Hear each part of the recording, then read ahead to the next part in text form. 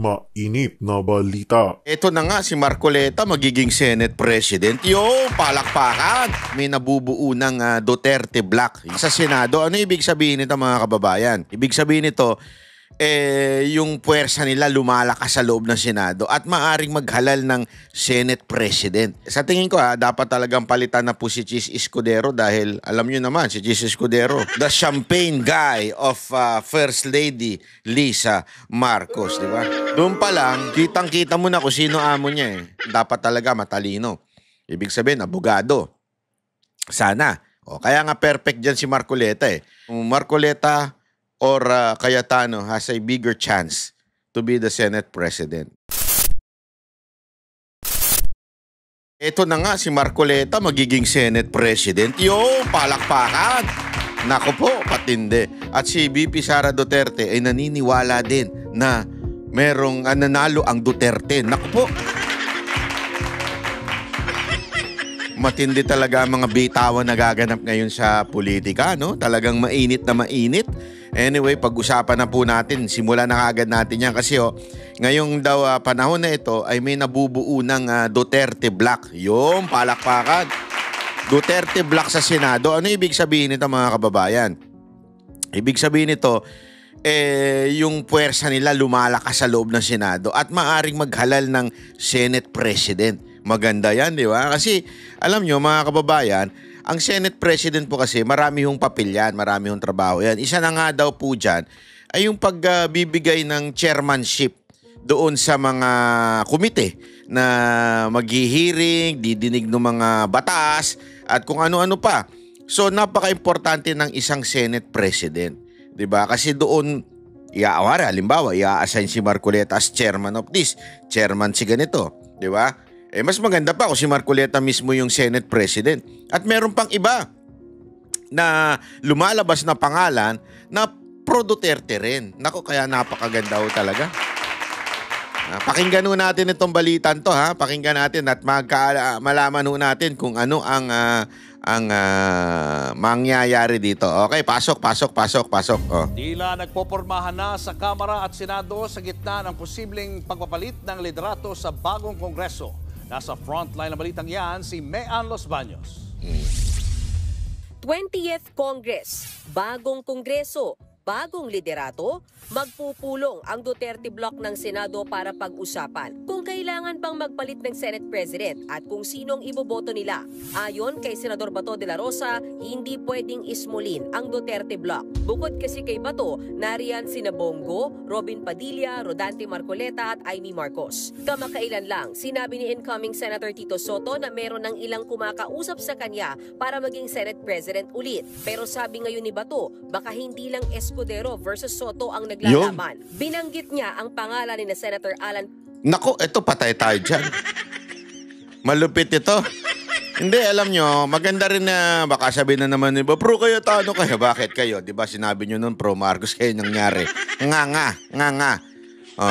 Ito kasi, ang maganda dito, patas ito diba?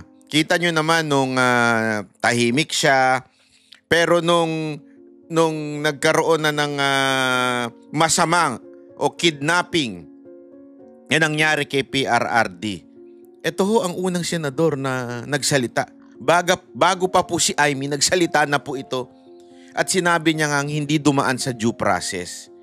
Etong maman to kasi, matalino ito, abogado ho ito. At alam niya ho talaga, sandali, mali yan. Diba? Itama natin. Let us not play politics. Itama natin yung mali. Kaya maganda rin ho ito. Pwede rin ho ito.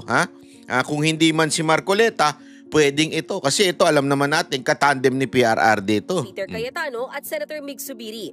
Nauna na rin pinalutang ng isang political analyst ng isa pang pangalan na baka maging Senate President. And the newest name being bantered around is Congressman Marcoleta. So you have, and there is Mig Zubiri, the former Senate President, who still has a core. So when you look at the numbers, it would be interesting how these 4 individuals will play in the Senate. Sa Kamara naman, itinutulak ni VP Sara Duterte ang kapatid niyang si Davao 1st District Representative Paulo Duterte na maging House Speaker para palitan si Speaker Martin Romualdez. Naku, maganda din yan. Palitan na yan. Grabe, ang taba. Ay, sorry. Mali. Wag yan. Busog na yan. Mas maganda pa yan. Busog na yan. Dapat na talagang palitan ho yan.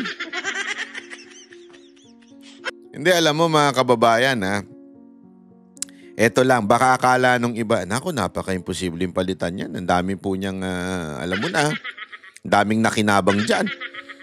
Pero tandaan ninyo, sino ang nagsalita? Si VP Sara Duterte. Si VP Sara Duterte ang nakagawa ng isang matinding kudita sa loob ng Kamara. Kung maaalala nyo yung kay Pantaleon Alvarez at saka yung kay Gloria, ang lupit nun. Bakit? Si Pantaleon Alvarez, bata ni PRRD yun eh. Pero nagawa niyang kumbinsihin ng Senado, ang Kamara, ang mga congressman na tanggalin si Alvarez at ipasok si GMA, di ba? So anong ibig sabihin? Naku po, tandaan ninyo, may alyansa pa po yan. At saka sa matinding ginawa niyan during the campaign, sigurado ko, sabi nga nila, ito na yung panahon na nagtatalunan na eh. Ano ibig sabihin na nagtatalunan na? Palubog na kasi yung bangka eh. Bangka ng Marcos Romualdez, palubog na. Ang baba na ng trust rating, ito nga negative eh. Di ba? So, palubog na po yan. At alam ho nila, sigurado ko, alam po ng lahat na tong congressman na ito, that first, the impeachment, wala na yan. Burado na yan. Sa kasalukuyang numero ng Senado ngayon, burado na yung impeachment. So, malabong ma-impeach si VP Sara. Therefore, 80 to 90%, unless talaga magkaroon ng matinding sobrang dayaan, ay panalo ng presidente yan si VP Sara Duterte. 80 to 90% na po yan. And for sure, ngayon pa lamang magsisip-sipan na yung mga congressman na yan kay VP Sara Duterte. Kasi ganyan naman po mga congressman eh. Medyo tumatansya yan pagka alam nilang, naku, palubog na itong amo ko Lipat na tayo ng bangka para pagka nanalo itong presidente, meron pa rin po tayong kalalagyan. Tandaan ninyo kayo mga congressman, kung si Pangulong Duterte ay medyo hindi kayo pinakikialaman, nako, ibahin nyo si VP Sara Duterte, may listahan sa utak yan. Pag kayo nalista yan sa kalaban niya, good luck sa inyo, sa political career ninyo. Kita nyo naman ang ginawa niya dun sa, di ba? Talagang binaboy niya. Maaring sabihin na natin, hindi lahat nanalo. Pero karamihan ng mga mabibigat na laban ay naipanalo ni VP Sara Duterte kahit nga po sa governor ng Cebu, di ba? So ibig sabihin, malakas talaga si VP Sara Duterte. Kaya magdadalawang isip itong mga congressman na ito. Maaring meron talagang mga aso itong si Romualdez. Masasabi natin na talagang dumidila ng puwet talaga. Pero magkakaroon pa rin po yan ng kahit papaanong matinding laban, lalo na pag si Pulong na pumasok. Naku po. Yari talaga sila dyan. Nakakatuwa yung mga ganitong kaganapan kasi umiinit ang politika sa Pilipinas. Sinabi ko sa kanya, kung hindi ka manalo ng speaker, then kunin mo yung minority. But wala pa siyang sagot. Tiniyak naman ni Ako Bicol Party List Representative Alfredo Garbin na nananatili. Kita mo na, alam mo na kagad kung sino yung mga tuta ni speaker eh. Di ba pagka nilapitan mo yung amo, halimbawa kanina, nagpunta sa SMNI si Madam Mocha, di ba? Pumunta si Madam Mocha, dala-dala niya yung dalawa niyang tuta. Ay, tuta. Aso pala, hindi pala tuta na yun. Malaki na pala yun. Matanda na pala yun. Si Toffee tsaka si Trooper. Dala-dala niya. Naupo dun sa sa sopa. Biglang dumating si Dada. Alam mo, ginawa nung siyempre, ang laking alimaw ni Dada, ang itim pa. Pinagtatahulan si Dada sa loob ng studio. Pambihira, oo. Pinagtatahulan po si Boss Dada ni Trooper. Akala mo, kalaki ni Trooper tsaka ni Toffee. Ang malupit niyan, feeling nila, dinidepensa nila yung kanilang nanay na si Mocha. O, sabi ko nga sa inyo ganyan pagka yung, alam mo na yung mga aso, unang po, tumataol yan pag nilalabanan mo na yung amo Wala naman ako sinabing tuta itong congressman na ito Ang sinasabi ko lang, pagka alam mo na makagad kung sino yung tuta, kung sino yung unang papalag, kung sino yung unang magsasalita.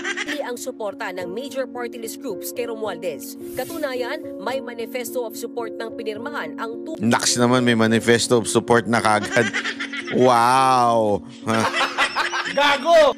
Di pa nga kayo wow, manifesto of support na kagad. Sige, bahala kayo. Pananaw niyo yan 240 na mambabatas. Sa pagbabalik sesyon sa Hulyo, magkakaalaman kung magkakaroon ba ng pagbabago sa liderato ng Kamara at Senado. Nagbabalita mula sa Frontline, Mean Los Baños, News 5. Ayan, So, ito nga mga kababayan, si Marcoleta daw isa sa mga tinitignan.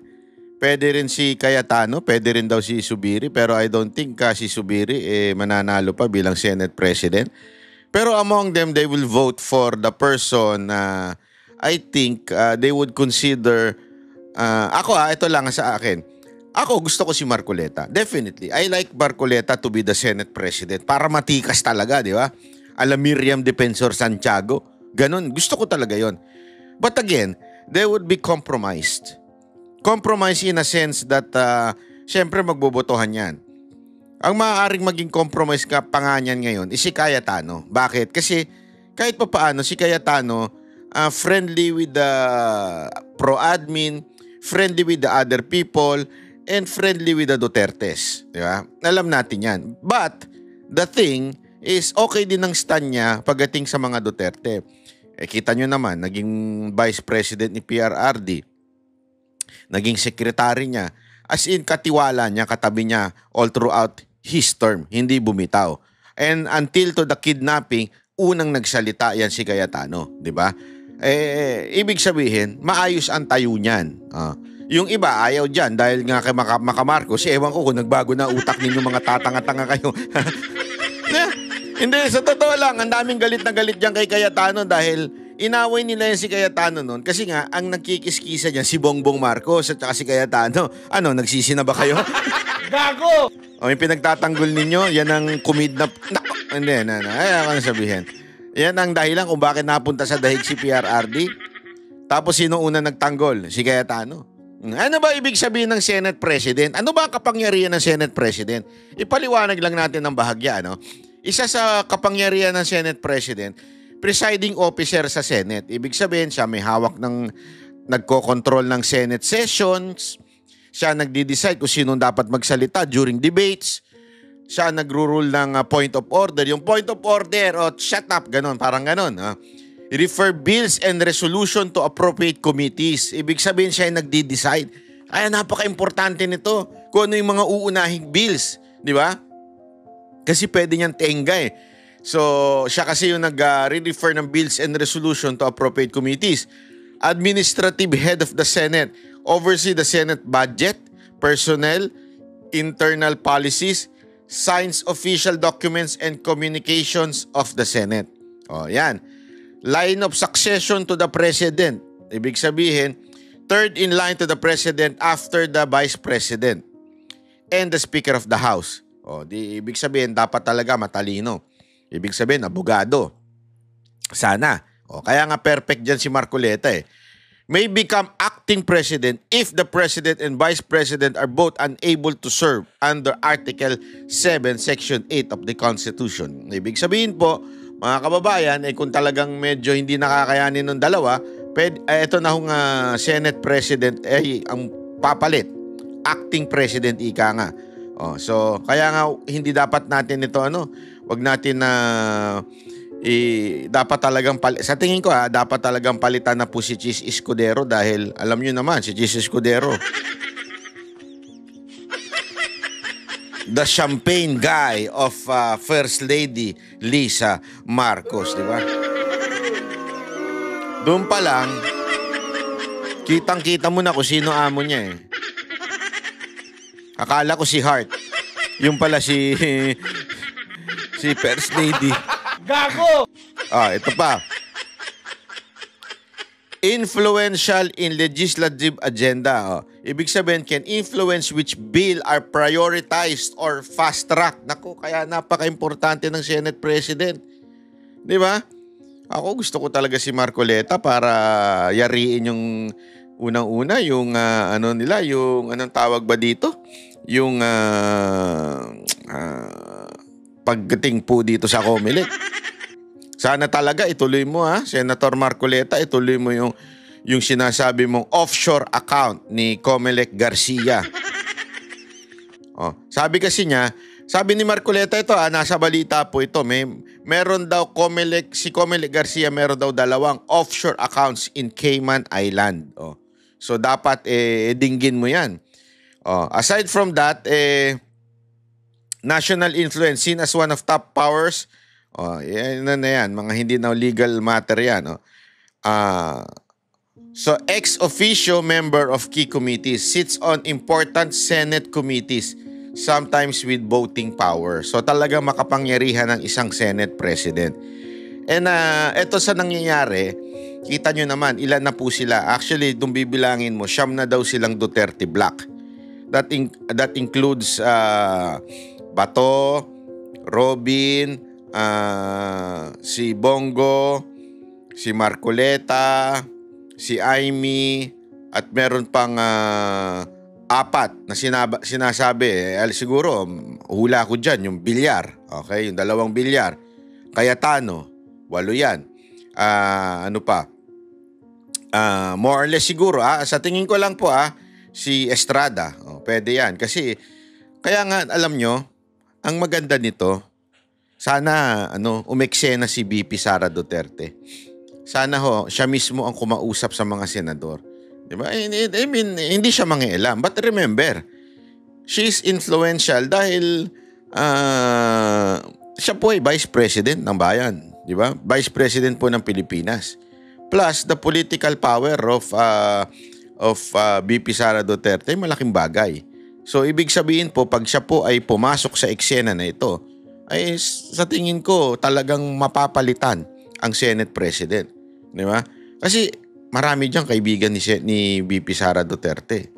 Marami po dyan nakasama niya, in-endorse niya, I think 2022, 2019. 2022 ata. In-endorse niya. So ibig sabihin po mga kababayan, marami po siyang connection dyan. So kung exert niya yung kanyang power dyan, sa tingin ko talagang posibleng mapalitan. Kasi sinasabi nilang si Soto daw. Si Soto, siguro mga iilan na lang po ang ang hatak niya sa Senado as of now. Diba? Siguro si Ping Lacson. Sila, lagi silang magkasama. Si Lapid. Pwede. Mga alyansa. Siyempre si Chis Escudero, mas mabigat. Para kasing ang dating kasi nito, bakit papapalitan si Chis Escudero? Kasi tandaan ninyo, si Chis Escudero may basbas ng Pangulo. Bakit pa siya papalitan ni Soto na isang kaalyado rin ni Pangulo? No, walang dahilan, ika nga. So, I think Marcoleta or Cayetano has a bigger chance to be the Senate President. Sana po. Kayo po, kung sino po, anong ba ang inyong komento? Babasahin po natin yan. Isulat nyo po dyan sa baba kung sino ang gusto ninyo maging susunod na Senate President. Kasi botohan po uli yan Dahil this is a new Congress ng tao dito. 20th Congress na po ito. So botohan na pagdating po sa Senate President. Botohan na rin po pagdating po sa Congress, sa House. So, pagdating naman po kay Pulong, yan na medyo mabigat ang laban. Mabigat ang laban dyan. Gapangan talaga dyan. Sa dami nila, matinding gapangan yan. Pero ako, meron akong alam. Meron akong alam, meron akong kwento, meron akong alam, meron akong kwento. Tandaan ninyo, nilaglag si Revilla na isang lakas CMD rin po yun. Tapos nandiyan pa si Gloria. Naku po.